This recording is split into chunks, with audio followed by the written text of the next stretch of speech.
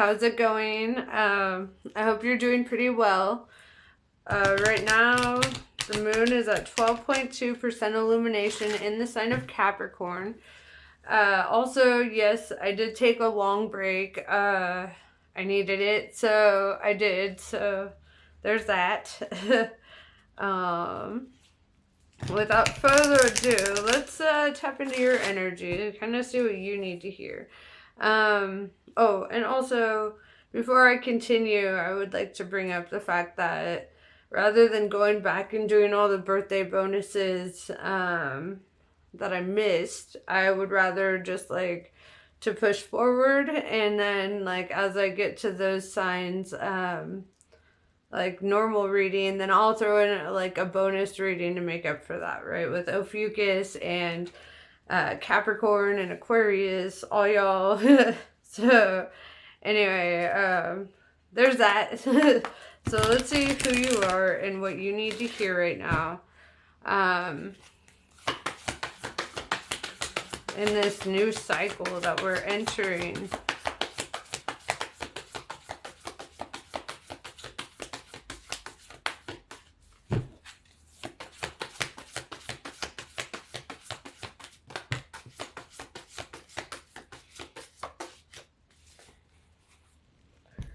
Okay, we have Blue Avians, philosophy, releasing karma, and mysticism.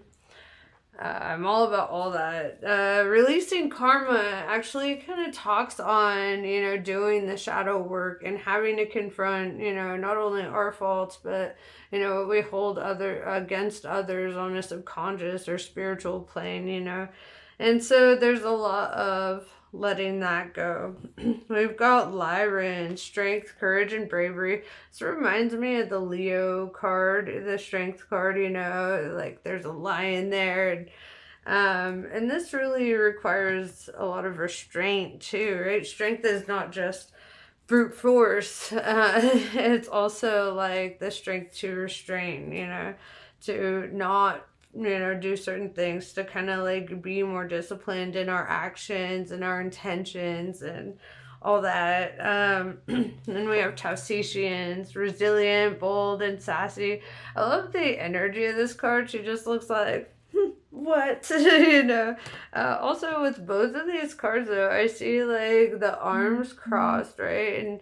And thinking in terms of like body language, that's really like not being receptive, kind of like closed off, like perhaps even skeptical.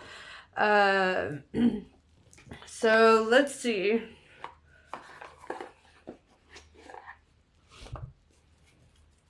And it could be at odds with somebody too, because this kind of looks like, opposite energy, just kind of like it could be two different individuals in that energy.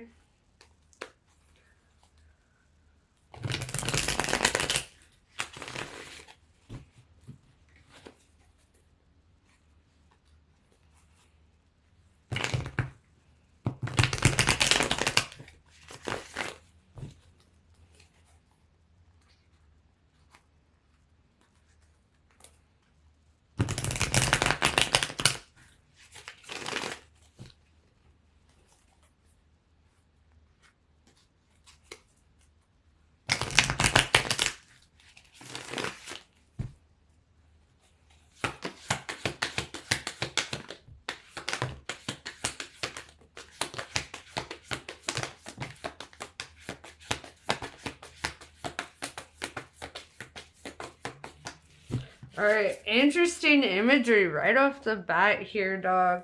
So we've got the Ten of Swords, right? Or Ten of Voices. I go by the original, like, terminology for the cards because I like it better, but whatever. So Ten of Swords energy. She is, like, literally being impaled right now. But it reminds me of this quote I saw or this like meme I saw where they were like, you have to keep breaking your heart until it opens, right? And so rather than just seeing her as like impaled and defeated, I see her as also opened up, right? Like to, because every ending is a new beginning. And so I feel this energy kind of moving towards this, right? Because her heart chakra is being illuminated in this card, right? And this card is all about awakening. And it's about finding that light within and kind of seeing kind of what you're made of, you know?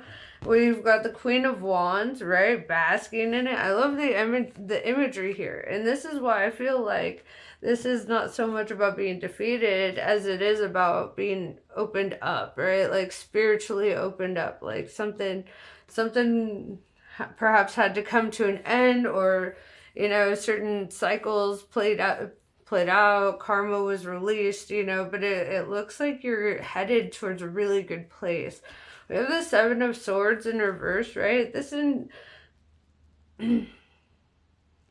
makes me feel that you have like good intentions, right? And that you're also kind of falling into alignment with people who also have good intentions, right? Seven of Swords in the upright is like lying, cheating, stealing. And with this in reverse, I feel like these are things that you're leaving behind, whether you're leaving individuals who did those things behind, or it's just not really on your mind to even to do those things, right? Like you're actively trying to be the best version of yourself, and both can be true, you know, so there's that too. We've got Justice in reverse. Yeah, you face some kind of injustice, some kind of unfairness in life, and perhaps you feel like you've always had to do a little bit more than like your counterparts, right? Or perhaps you felt like you cared more, or you just invested more, and that left this great big karmic imbalance that you're kind of going through and working through at this time. Yeah, Muse of Inspiration, Muse of Wands, right? And this shows divine protection. They're like walking through, you know, and they've got these guardian angels looking over them, you know, on their path. And so I do feel that there's a lot of protection and divine inspiration pushing you forward, right? Pulling you in the direction that you need to be going.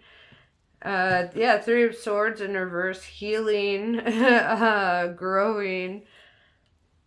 This is kind of moving past the pain aspect of your lessons, right? At first there's pain, and then there's wisdom.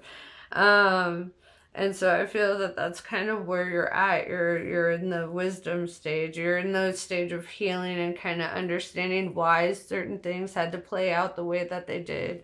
And yeah, we've got Two of Cups. Either you're in a connection with somebody, or you perhaps might be soon.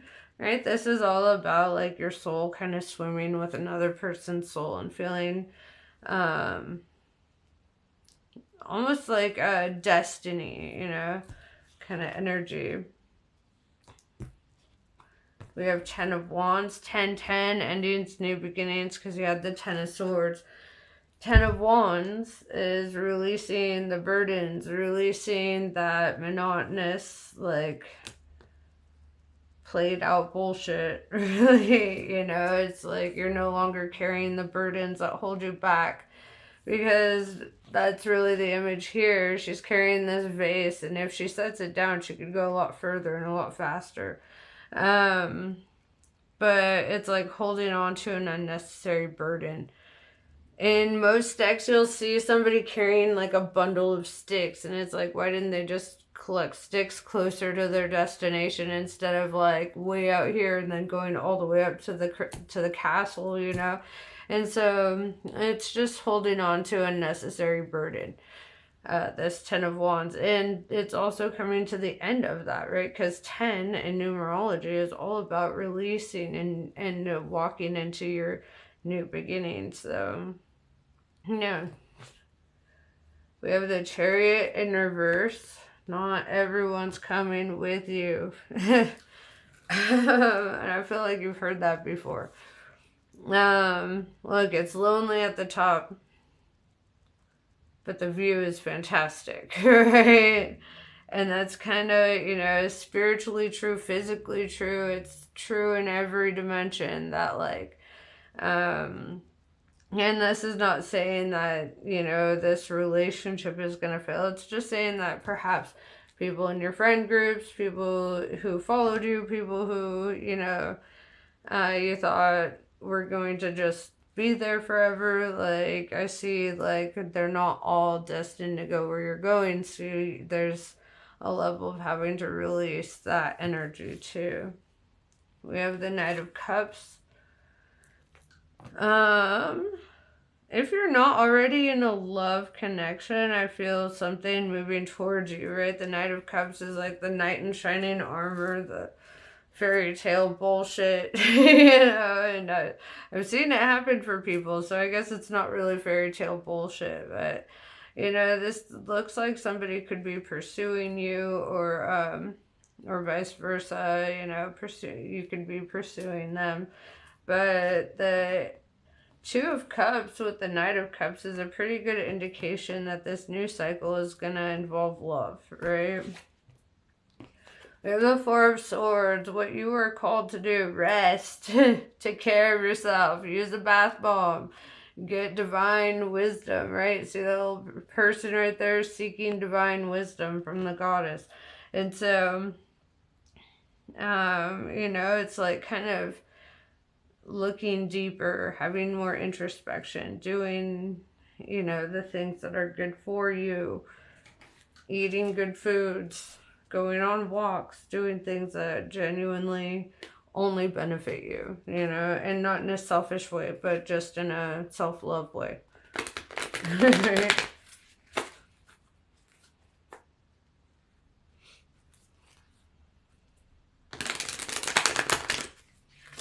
All right, let's see if there's anything else that you need to hear before I close this out.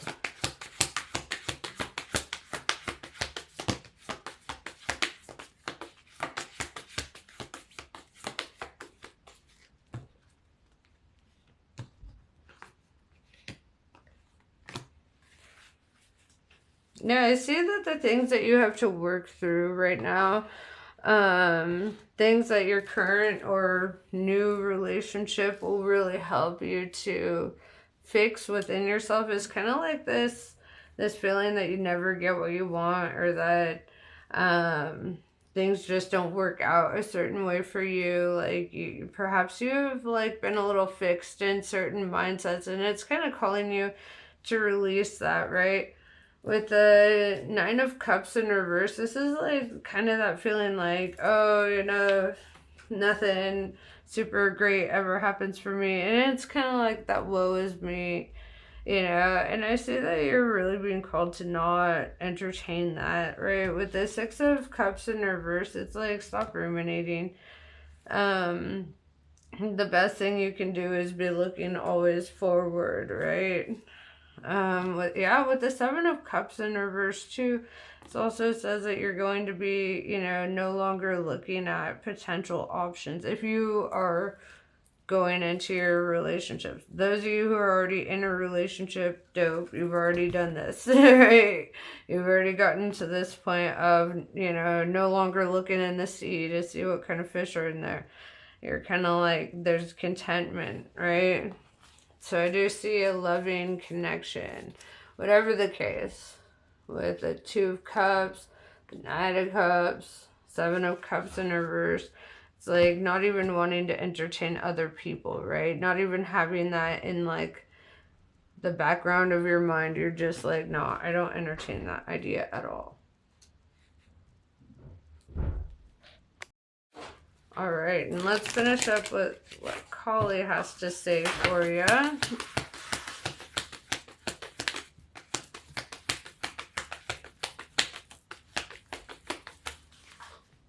We have Chinnamasta.